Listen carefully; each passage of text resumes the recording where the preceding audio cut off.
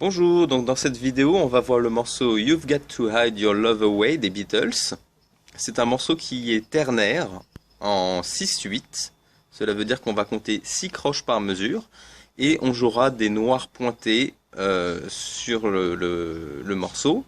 Donc ça va sonner comme ça, 1, 2, 3, 4, 5, 6, 1, 2, 3, 4, 5, 6. Donc c'est parti pour la première partie, l'intro. On va commencer par les cordes de sol et de si à vide. D'accord? Puis, sur la deuxième noire pointée, on va jouer la corde de sol, la quatrième case avec le majeur, et sur la troisième case de la corde de si avec l'index. Voilà pour l'intro. Ensuite, on arrive au couplet. Sur le couplet, on va garder ce même accord qu'on va jouer 2 fois. Puis on va bouger la forme de l'accord sur les frettes 2 et 1 de la corde de sol et de si. Et finalement, on va revenir à nos 2 cordes à vide. Voilà, donc là, on est à la fin de la troisième mesure. Quatrième mesure, on a la corde de sol toujours à vide et la corde de si, première case avec l'index. On va le jouer 2 fois. Puis on passe sur la corde de si et la corde de mi aigu et on va jouer donc sur la même case, la même première case avec l'index sur la corde de si et le majeur sur la corde de mi aigu. Puis on va enlever le majeur pour jouer la corde de mi à vide. Donc à partir de la 6e mesure, on revient sur notre accord de sol qu'on jouera 2 fois, puis toujours le même enchaînement d'accords, puis on revient sur le do, l'accord de fa, l'accord de do, et finalement on termine par une dernière mesure avec un ré majeur. Donc cette fois-ci on va bouger le majeur sur la troisième case de la corde de si et l'index sur la deuxième case de la corde de mi. Voilà, et on le jouera 2 fois. On a une reprise, on rejoue toutes ces mesures, puis sur la dernière mesure de cet enchaînement, on passe directement au deuxième portail, où on jouera cette fois-ci cet enchaînement-là, donc le ré majeur qu'on vient de voir, puis un ré 7.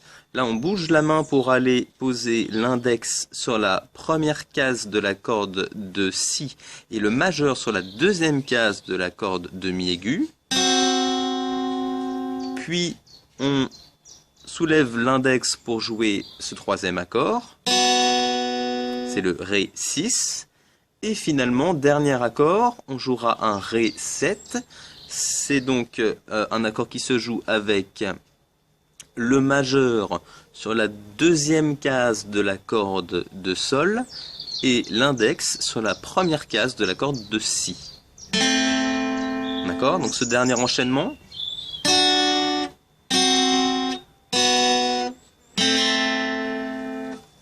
Bien, donc j'enchaîne avec la partie refrain. Cette fois-ci, on va jouer la mélodie du refrain. Donc c'est parti. On a la corde de sol à vide.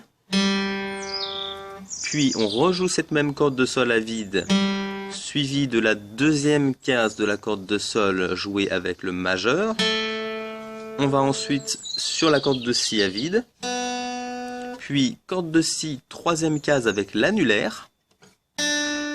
Ensuite on soulève le majeur et l'annulaire et donc on va jouer la note do avec la première case de la corde de si. Puis corde de sol à vide. On descend sur la corde de ré, deuxième case avec le majeur. Et finalement, corde de ré à vide. Donc je joue cette partie avec le rythme. C'est parti.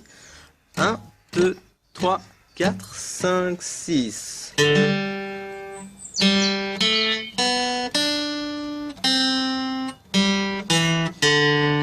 3, 4, 5, 6. 1, 2, 3, 4, 5, 6. Reprise.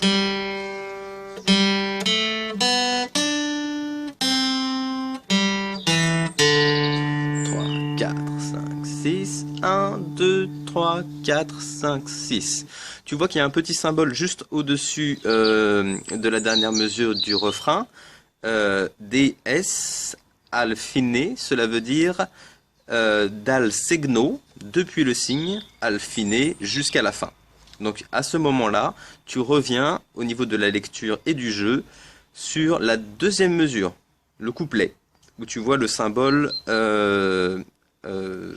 qui ressemble à une sorte de pourcentage, c'est le fameux signe, segno. Et donc voici la dernière partie du morceau, l'outro, qui est une nouvelle fois une rythmique, cette fois-ci un petit peu différente. Donc c'est parti, on commence par un accord de sol, qu'on a déjà vu, corde de sol et corde de si à vide. Puis on va vers un accord de fa suivi d'un accord de sol.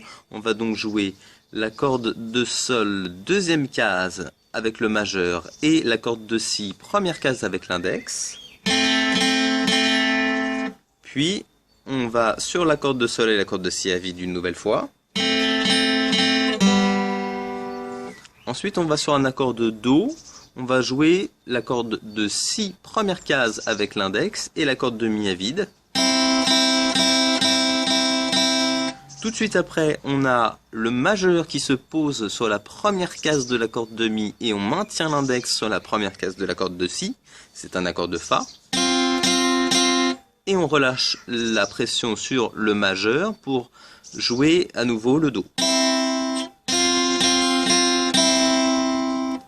Dernière ligne du morceau, on a un accord de sol, mais cette fois-ci, on va aller dans les aigus de la guitare. Donc tu as le choix, soit tu fais un barré avec l'index qui va donc faire une pression sur la corde de si et la corde de mi. C'est les notes ré et sol. Soit tu fais avec l'index et le majeur qui jouent donc les troisièmes cases de chaque corde. Ensuite, on va vers un accord de fa majeur 7.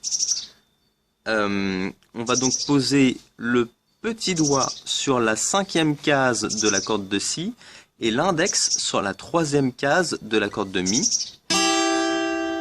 Et ensuite, on change de forme d'accord et on pose l'index sur la troisième case de la corde de si et le majeur sur la troisième case de la corde de mi aigu. Tu peux là aussi jouer différemment et faire avec l'index un barré sur les deux dernières cordes.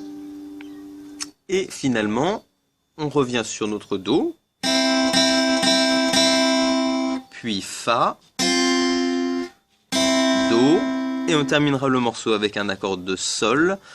Là, c'est simplement l'accord de sol à vide avec la troisième case de la corde de si avec l'annulaire. Donc je vais jouer la partie en entier pour que tu vois comment ça sonne. C'est parti. 1, 2, 3, 4, 5, 6.